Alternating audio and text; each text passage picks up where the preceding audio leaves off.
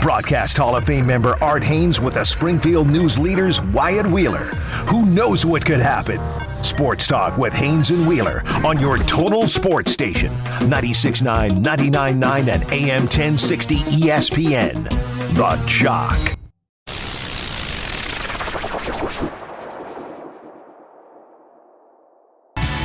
And a very pleasant good afternoon, everyone. Art Haines coming your way from Macadoodles on East Independence. It's our Wednesday home of the show. Store manager Jason Bernard is alongside.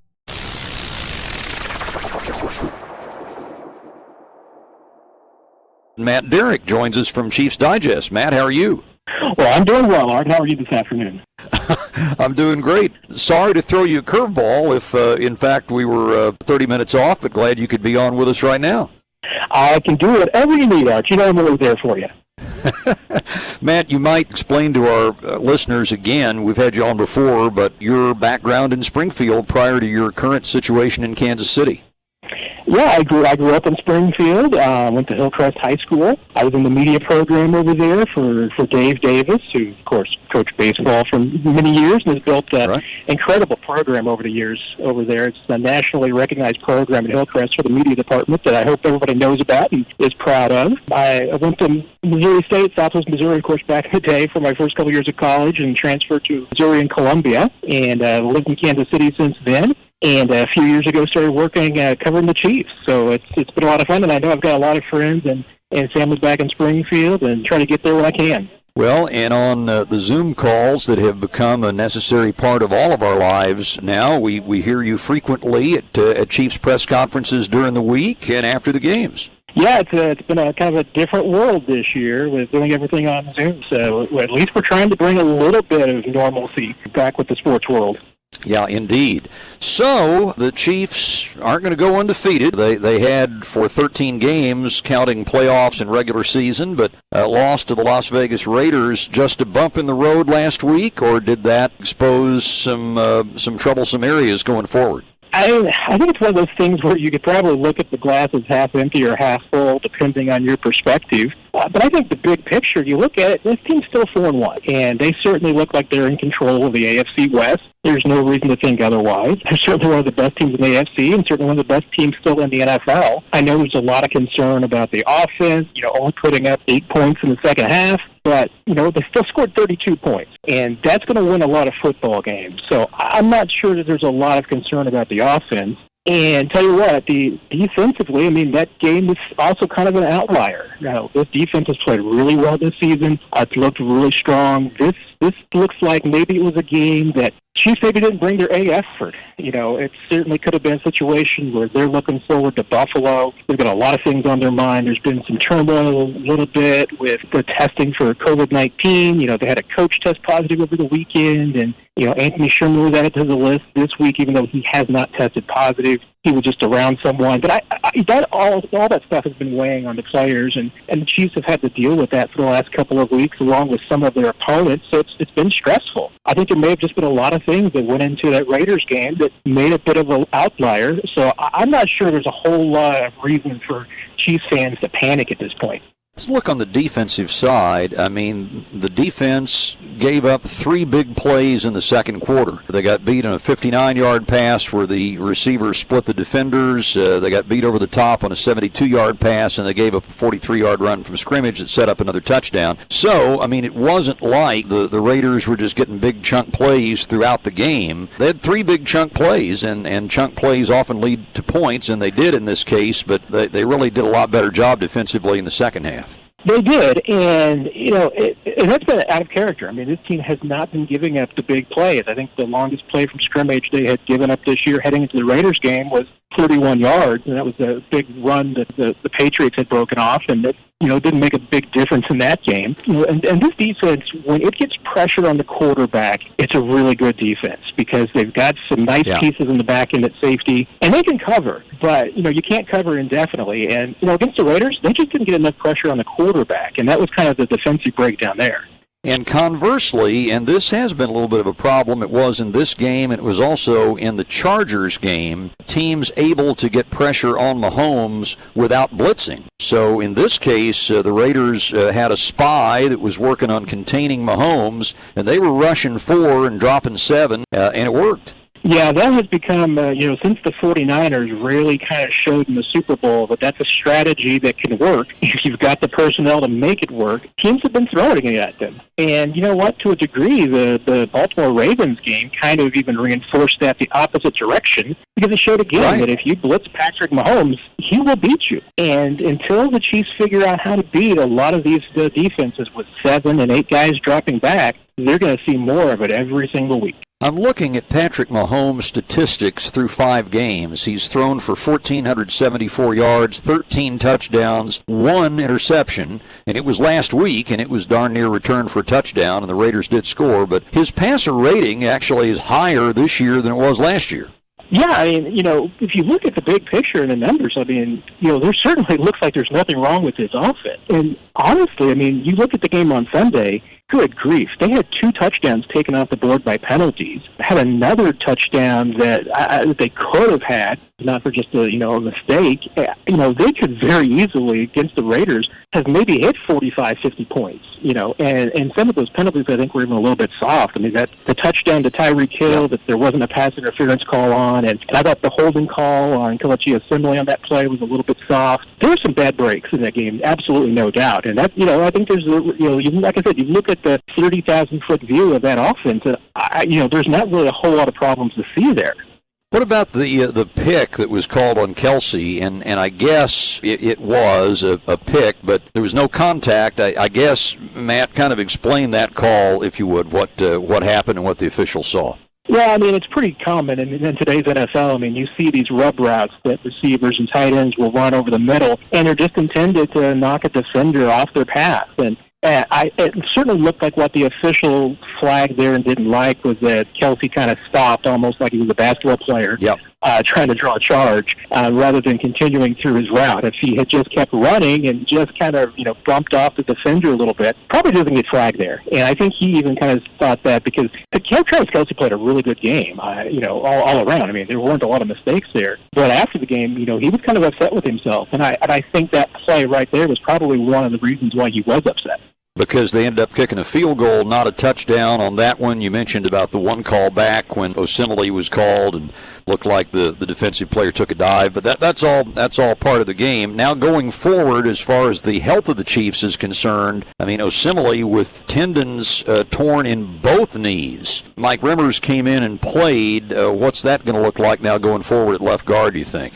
Yeah, that's a really tough loss, and it certainly looks like, for Osemele, that's probably going to be the rest of the season. That's a tough injury to come back from. And, Osemele had really brought some, tough attitude to that offensive line because he has a little bit different mentality than the other guys. They've got a lot of athletes who can move around and move downfield, and Osemele, was the brawler. And he kind of even brought that out, it seemed like, in, some of the other guys around him, especially, Andrew Wiley, who has that kind of same attitude, too. I think they were kind of feeding off of each other. So not having Osemele, I think, does take a little bit of the toughness and the meanness out of that offensive line. Chiefs are fortunate that they have a veteran like Remmers that they can plug in there. I don't think you're going to see them miss a whole lot. Osemele is a great run blocker, so that will certainly hurt them in the run game. And some of Clyde Edwards-Hilaire's best runs have been behind Osemele this season. But yeah, Remmers is absolutely a serviceable veteran that they can plug and play in there. Obviously, it challenges the depth because Remmers is going to be your kind of utility guy. If they get another injury along the offensive line or a tackle, now you're starting to look at, probably Nick Allegretti, a second-year player, plugging in on the interior. They've got some depth problems there now, just that they're getting those injuries. But right now, with Osemele, I think that they can navigate that one, and it's not going to slow them down too much. Visiting with Matt Derrick from Chiefs Digest. So now jumping back over to the defensive side, and you talked about how it's a good defense when they get pressure on the quarterback. Not a particularly productive game against the Raiders for Chris Jones and Frank Clark. Yeah, it was a very quiet game. You just did not see them getting the kind of pressure that they normally do. The only fact that they picked up the entire game was credited to Willie Gay, and he didn't really pick it up because Derrick Carr just slid to the ground short of the line of scrimmage when he was stepping out of the pocket. Outside of that, they had a handful of quarterback hits, and Chris Jones had one good play where he was able to effect a pass if Carr gets hand on his arm. But other than that, there just wasn't a lot of pressure there, and that's why Derrick Carr was able to have the day that he had for the Raiders. It's just that he had plenty of time to pass, and it wasn't in duress much of the day.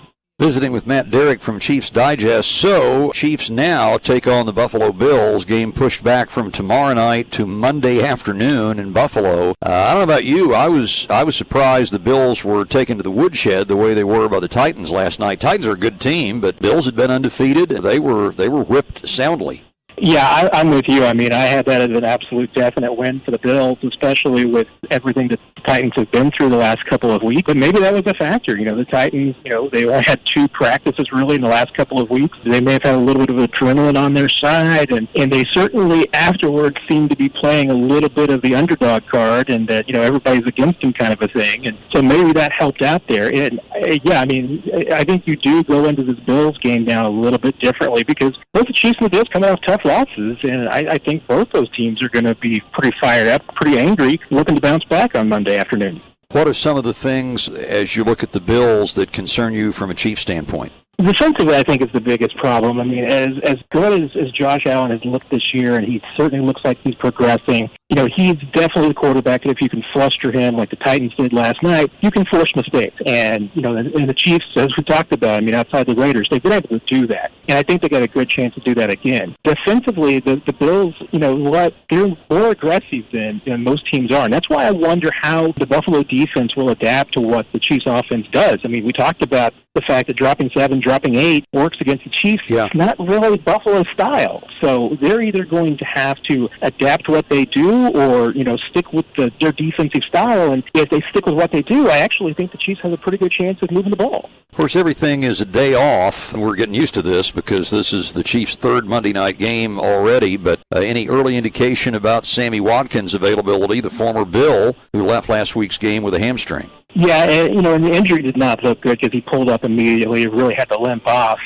We will get a definitive report at least tomorrow when we hear from Andy Reid and the team gets back to practice. But it doesn't sound optimistic at this point. You hear a lot of talk that maybe it's going to be a couple of weeks of rest for Watkins that he's going to need. It wouldn't be a surprise. And, this team's been prepared for it because Sammy Watkins, unfortunately, has not usually been a guy who's been able to make it through a full 16-game season. And the Chiefs do have some depth there, but, Watkins is still a big loss because he does a lot of things for that offense. Yeah, the numbers would indicate that the offense is more productive when he's playing, even if he's not the intended receiver. He does demand some attention. So, McCole Hardman is a guy with Tyreek Hill type speed, and he's had his moments, and maybe he's going to have a chance to have some more here soon. Yeah, he's definitely been picking up a bigger share. At the start of the season, we were seeing a lot more of Demarcus Robinson, and he'll probably pick up some too because Demarcus Robinson is the kind of receiver who can do a little bit of that dirty work and underneath stuff that Sammy Watkins specializes in. Hardman is more of the outside speedster guy, but you're definitely going to see him getting more snaps. And I think the question is just going to be if he gets more targets because Hardman has shown that when the ball comes his way, he's got a great catch percentage and consistently through his career. Young career so far, but when he gets his hands on the ball, it's a big play. Matt, what's kind of been the consensus of the fans in Kansas City this week after the loss? Has it been the sky is falling, or has it been more philosophical, or a little bit of both? I think it's been a little bit of both. I have heard a lot of questions and concerns about the offense, and I do kind of look at the numbers, and I'm like, you know what? There's really not a whole lot of reason to concern about Patrick Mahomes in this offense because you look at their numbers overall. Even with that game, their efficiency numbers are still very strong. Their DVOA, if you look at some of the advanced analytics, still number 1, number 2 offense in a lot of categories. So, yeah, and I think there's other fans who are philosophical. Just looks at this and says, you know what? This team did not play its best game. Maybe there was a little bit of a trap game situation looking towards Buffalo. But I think, generally, there'll be fans around Kansas City feel like that when this team plays its A game, there's nobody that's going to stop them. Yeah, they're third in the league in total offense and averaging 30 points a game. So even in a very high-scoring year, which this has been so far, that's a good offense. It is, and and even with injuries in the past, they've been able to sustain those. And I'm still feeling a lot more optimism on the defensive side, because I think that the fans really believe in what they've got there as far as the culture and the leadership of that defense with Frank Clark and Tyrann Mathieu. I think that defensively it's been really tough this season, playing so many of these games with little or no fans. I think it's been difficult for the defense to figure out how to feed off of it. And, Tyrann Mathieu has certainly talked about how finding the defensive energy has been tough, and they're still fumbling their way through that. So that might be something that continues throughout the season, but it's been kind of a weird year in the NFL overall. So seeing results like Sunday with the Raiders, it's kind of just par for the course for the NFL in 2020. Matt, we appreciate your time as always and your passion covering the Chiefs. Always good to see a local guy make good, and we appreciate it. We'll talk again soon. Sounds great, Art. I appreciate it. Take care. All right, thanks. Matt Derrick from Chiefs Digest, Hillcrest graduate, former Missouri State student, is joining us on the show.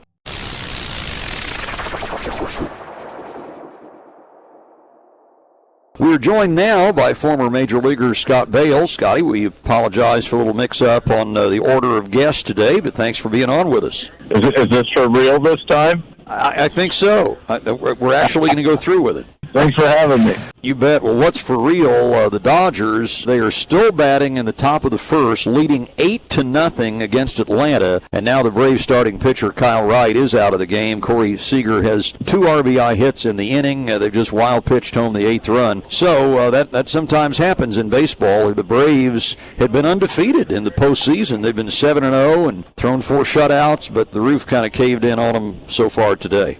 Yeah, and I think that probably started in last night's game, Art. You saw a little crack in the armor of the Braves, who looked so good. And then, that 7-0 lead ended up being a squeaker, 1-run, 8-7 win. And you saw some looks on those young Atlanta faces that you hadn't seen in the first couple rounds. And now, like I said, once the Dodgers are good. They have been all year. Or I'll call it a year, the half year. They're a good team, and they should be in the World Series. And they still got a long way to go, but they got Kershaw tomorrow now, so they're in decent shape for being down 2-0.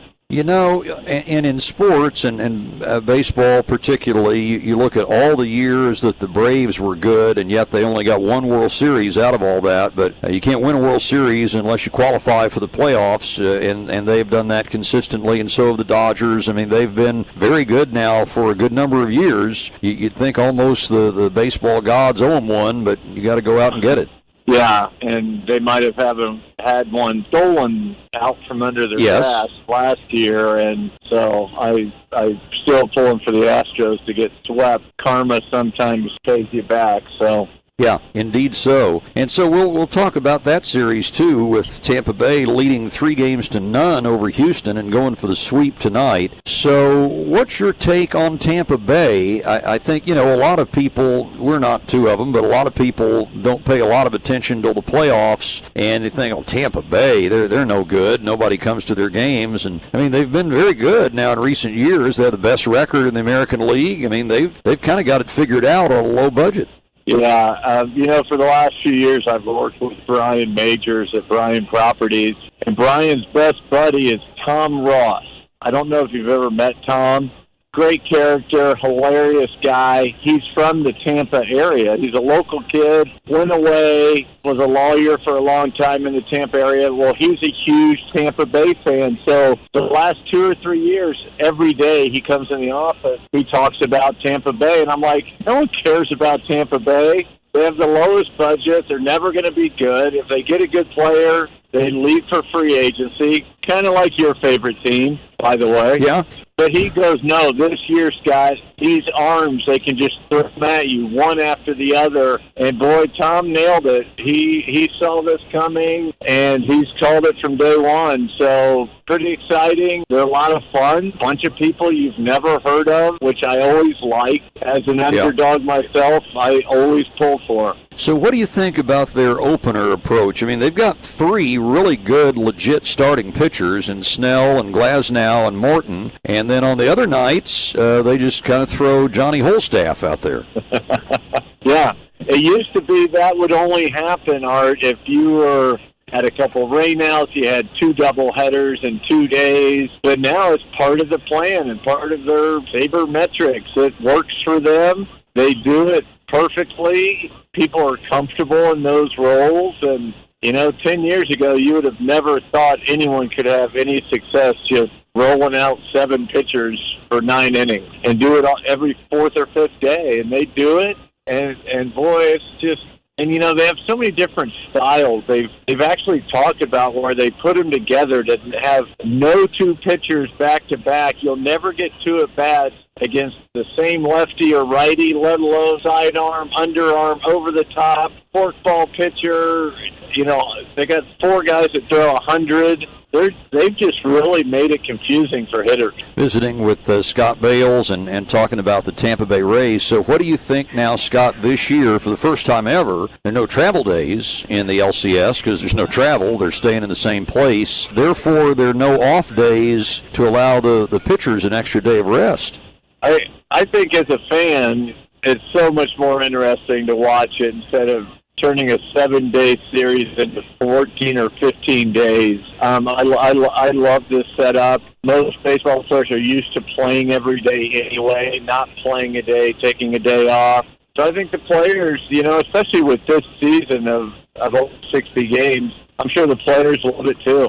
Update on the Dodger game. This is the top of the first that will not end. It's now 11-0. So earlier we'd reported that it was 8-0, and actually a wild pitch was ruled a hit by pitch, and Matt Muncy has just hit a grand slam. So it's 11-0, and they're still batting in the first inning. Sometimes that's great, and sometimes you're like, hey, boys, let's save something for tomorrow. Yeah, you can get rid of all your hits today, but I remember being in bullpens in games like that, Art, and you just sit there and you are praying not to ever hear your name because nothing good is going to happen. The guys already all have 2 hits in the first inning, and everything else is a bonus, and they're just swinging out of their backsides and trying to see how far they can hit balls, just like that grand slam that Muncy hit. I'm sure that you got nothing to lose. You're 2 for 2 after 1 inning, so you're just trying to add on. I hated games like that. I mean, you look at the Dodger lineup, which was already great. That Bellinger, last year's MVP, and Peterson is a power hitter, and Muncy is too, and Turner can just rake. A couple of really versatile players, and Chris Taylor and Kiki Hernandez. And then they add Mookie Betts to come in, maybe just for 1 year, but he ends up signing, and they're at the top of their lineup. Maybe one of the best 2 players in baseball. Yeah, Betts is dynamic. I mean, he's a 5-tool guy. He's a great outfielder. He's got a great arm. He's got a great eye. He's got power for a smaller guy. Yeah, that just took a Dodgers team that was the best in the National League and made them that much better than the rest. So, Scott, what are you thinking about these stories about the White Sox considering bringing La Russa back out of retirement as manager? I don't know. I've heard him talking about it. That's where he started his career. I think sometimes it's time to walk away. I don't know. I know I played 1 year in California. One of my favorite guys in all of baseball, besides Bob Feller, was Whitey Herzog. And He was always so good to me, and always knew I was from Southwest Missouri, even if he couldn't remember my name. And after he was retired and elder in his 70s, Gene Autry hired him to be the GM of the California Angels in his 70s. And he came out there for 1 year, and it didn't go well. And I felt bad and kind of out of his element. And, I think sometimes it's just best to, I don't know. So, he's 76. But yeah. He seems to be sharp and in good physical health and all that. Are you just saying that maybe after 9 years not being in uniform that it would be hard to come back? I think the game changes so much. When you're sitting on the outside, it looks like baseball never changes. but it does, and players change. And, he used to be that manager that, oh, you hit my guy, we're drilling your guy. That worked then. It doesn't work now, and I don't know. Yeah, I think not that the game's passing by. He's way too smart. He knows the game, but the game has changed a lot in 2 years and 5 years and almost now going on 10 years for him. And so I don't know. I don't think it can help his legacy. I think it can only hurt it, and that's just my opinion. So has anything in the playoffs really surprised you greatly, what has happened so far?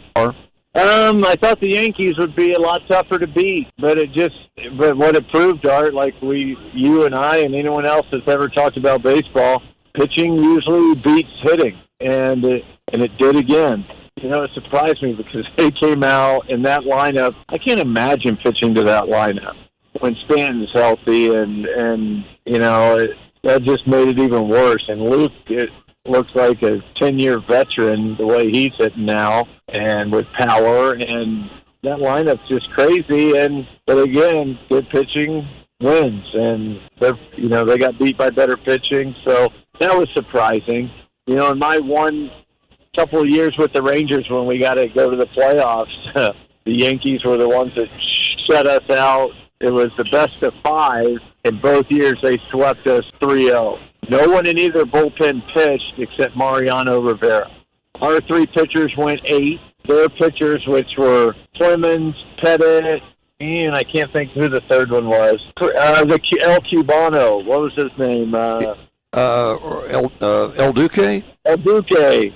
El Duque was their third. They each went 8 innings, and Mariano finished, and we got shut out 3 games in a row. So that just shows what pitching will do, because at the time, the Rangers, we had a ridiculous offense with Pudge and Juan Gonzalez and Rusty Greer and Dean Palmer. I mean, we had Michael Young. Crazy long. Yeah, well, he wasn't there yet, Art. You're giving me way too many years right there. Okay, I was trying. We have it shortstop. Oh, the guy that went to the Cardinals, Todd Stottlemyre.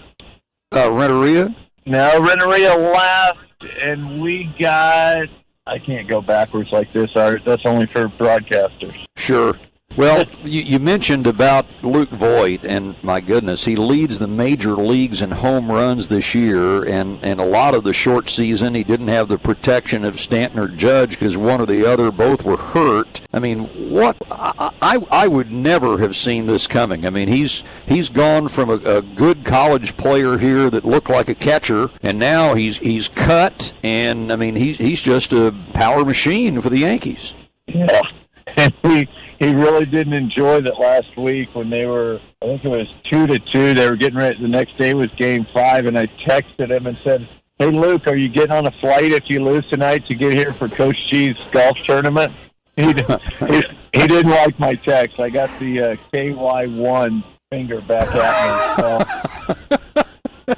Yeah, so happy for Luke. He's just a great kid. He's playing in the hotbed, the toughest place in the world to play any sport, probably to work in any job, to be a broadcaster, to be an NBA player, to be on Broadway. I mean, it's the center of the universe, and he's thriving in it. And, just couldn't be happier. And happy for Missouri State and Keith Gutton. We now have, batting title champions. We have home run champions a couple times. I'm sure Howard led the league in home runs, won home run derbies. I mean, there are some really big programs on the West Coast and in Texas that can't match any of that. And so Royce for Clayton me, that's what's exciting. Royce Clayton's who you're thinking about. That was Royce Clayton, you got it. Thanks, Art. He's the guy that ran Ozzie out of St. Louis. Yeah, and he shouldn't have run anyone out of anywhere. Before we let you go, Scott, you played in the American League. Joe Morgan played in the National League. Did you ever have any interaction?